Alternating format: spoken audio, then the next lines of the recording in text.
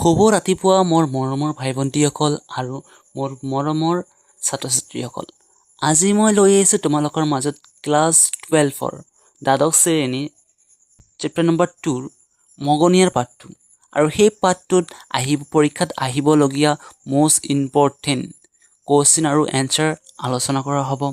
আৰু এই ভিডিঅ'টোৰ মাধ্যমতে তোমালোকৰ এই পাঠটোৰ সকলোবিলাক question আৰু answer ইয়াত আলোচনা কৰা হ'ব। আৰু ইয়াত আছে কি প্ৰিভিয়াছ ইয়াৰৰ সকলো question answer ইয়াতে দিয়া আছে। তোমালোকে এই ভিডিঅ'টো চালে তোমালোকৰ এই পাঠটোৰ ওপৰত যিমান question answer আছে সকলো পঢ়িলে তোমালোকে 100% তোমালোকে কমন পাবা।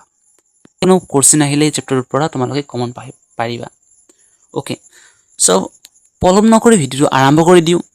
সো ফাৰ্ষ্ট question কৈছে কি অসমীয়া সাহিত্যত প্ৰথম কথা কবিতা ৰচনা কৰা কবিগৰাকী কোন? ইয়াৰ নাম হৈছে আমাৰ যতীন্দ্ৰনাথ দুৱৰা। তাৰপিছত আমাৰ 2 নম্বৰ কোৱেশ্চন কৈছে কি কবি যতীন্দ্ৰনাথ দুৱৰাৰ জন্ম কিমান চনত হৈছিল? 1892 হৈছিল, মানে 1892 চনত কবি যতীন্দ্ৰনাথ দুৱৰাৰ জন্ম হৈছিল। 3 নম্বৰ কোৱেশ্চনটো কৈছে কি যতীন্দ্ৰনাথ দুৱৰাক কি কবি বুলি কোৱা হয়? যতীন্দ্ৰনাথ দুৱৰাক বনফুলৰ কবি বুলি কোৱা হয়। তোমালোকে জানা চাগে বনফুলৰ কবি বুলি কোৱা হয়। আৰু এটা মোষ্ট ইম্পৰ্টেণ্ট, এতিয়া এইটো কেতিয়াও এৰি থৈ নাযাবা, মই ইয়াত আণ্ডাৰলাইন কৰি দিছোঁ। ওকে, উমৰ তীৰ্থ পুথিখনি কোনখন পুথিৰ ভাৱানুবাদ? এইটো বহুত ইম্পৰ্টেণ্ট হয়, বহুত ইম্পৰ্টেণ্ট। ওকে, বহুত ইম্পৰ্টেণ্ট হয় যে উমৰ তীৰ্থ পুথিখনি ফাৰ্চী ছবি কবি উমৰ খায়ামৰ ৰূপায়ত ভাৱানুবাদ। তাৰপিছত আমাৰ ইয়াত খ নম্বৰ যিটো 1 নম্বৰ কোৱেশ্চনটো কৈছে, ইয়াত কৈছে কথা কবিতা বুলিলে কি বুজা? ইয়াৰ দুটা বৈশিষ্ট্য লিখা। ইয়াত আহিছে 18ত আহিছে, 14ত আহিছে আৰু 20ত আহিছে। 18, 14, 20 এইটো এইকেইটাত আহিছে। ওকে, সো ইয়াত মই লিখিছোঁ কি যে কথা কবিতা এবিধ কবিতাই ইয়াত ভাৱ প্ৰকাশৰ মাধ্যম ৰূপে গদ্য কথাহে নিৰ্বাচন কৰি লোৱা হয়। কথা কবিতাত ৰূপকৰ সমাৱেশ থাকে আৰু ই চিত্ৰধৰ্মিতাৰ ওপৰত প্ৰতিষ্ঠিত। ইয়াত দুটা বৈশিষ্ট্য লিখা। ইয়াত দুটা বৈশিষ্ট্যৰ কথা হৈছে যে তোমালোকে ইয়াত দুটা বৈশিষ্ট্য লিখি ল'বা যে কথা কবিতাত ৰূপকৰ সমাৱেশ থাকে আৰু ই প্ৰায় ৰূপাত্মক, যে কথা কবিতা চিত্ৰধৰ্মিতাৰ ওপৰত প্ৰতিষ্ঠিত। এই দুটা তোমালোকে লিখি দিলে হৈ যাব। তাৰপিছত ইয়াত 2 নম্বৰ কোৱেশ্চনটো হৈছে কি যে কবিতা আৰু কথা কবিতাৰ মাজত কি কি পাৰ্থক্য আছে? 2008ত আহিছে যে কবিতা আৰু কথা কবিতাৰ মাজত পাৰ্থক্যৰ কথা আমাৰ সুধিছে।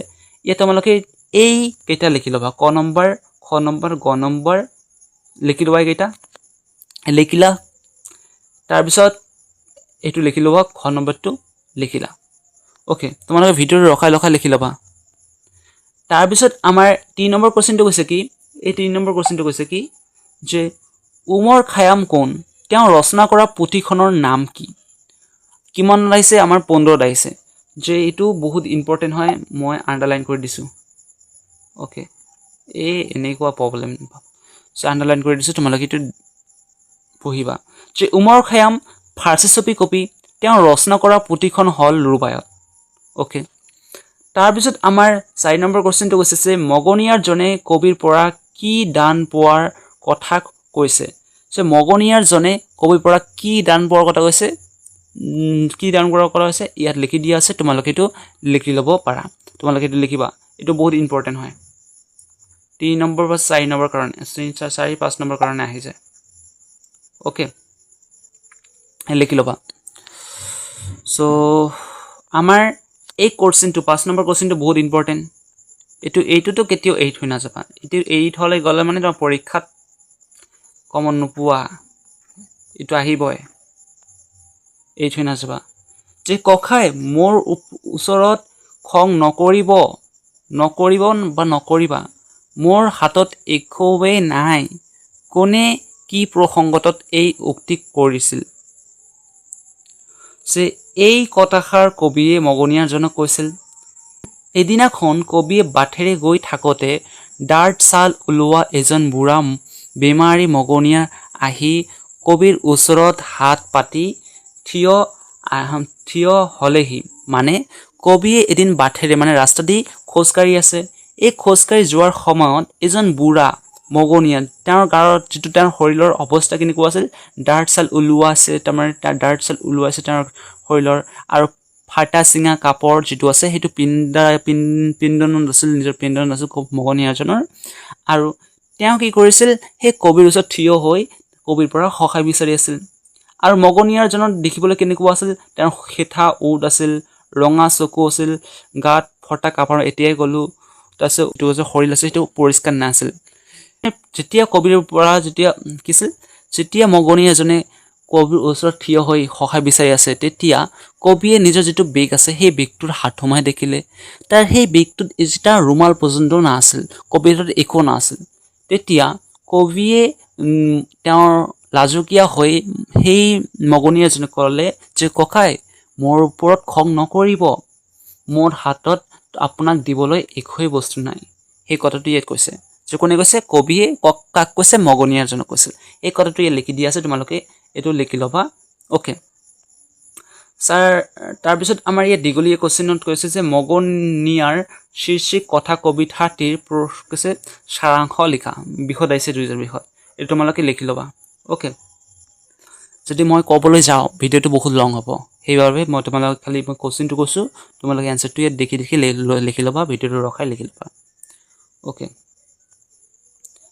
তাৰপিছত আমাৰ 2 নম্বৰ কৈছে যে কোৱেশ্চনটো কৈছে কি মগনীয়াৰ পাটিত কথা কবিতাৰ কি লক্ষণ পৰিস্ফুট হৈছিল বহুত ইম্পৰ্টেণ্ট এইটো কেতিয়াও এই থৈ নাযাবা ওকে সো ইয়াত লিখি দিয়া আছে যে কবি যতীন্দ্ৰনাথ দুৱৰাদেৱে কিছু বিৰচিত মগনীয়াৰ পাটিত কথা কবিতাৰ লক্ষণ অতি সুন্দৰভাৱে ফুটি উঠিছে ইয়াত একদম ক নম্বৰ লিখি দিয়া আছে ক নম্বৰ দিছে যে মগনীয়াৰ কথা কবিতাটি গদ্যত ৰচিত তাৰ খ নম্বৰটো তোমালোকে লিখি লোৱা গ নম্বৰ ঘ নম্বৰ ই নম্বৰ লিখি লোৱা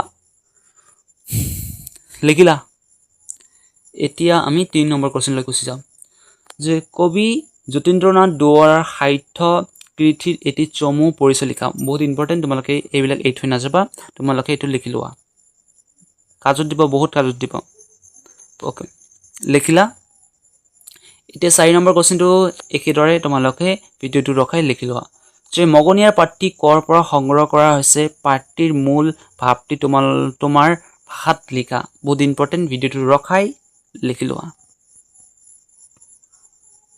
ওকে লিখিলা তাৰপিছত লিখা ওকে লিখিছা চাগে তাৰপিছত আমাৰ 5 নম্বৰ কোৱেশ্চন দিছে কৈছে কি মগনীয়াৰ পাটিত কবি আৰু মগনীয়াৰ জনৰ মাজত হোৱা কথোপকথনখিনি তোমাৰ ভাষাত লিখা যেটো কথাখিনি হৈছিল সেই কথাটো লিখিব কৈছে আমাৰ ভাষাত সো এইটো ভিডিঅ'টো পজ কৰি লিখি লোৱা ওকে লিখিলা এইখিনিও লিখি লোৱা লিখিলা সো আজিৰ বাবে এইখিনিয়ে যাৰ কাৰণে তোমালোকে ভালে থকা সুস্থ থকা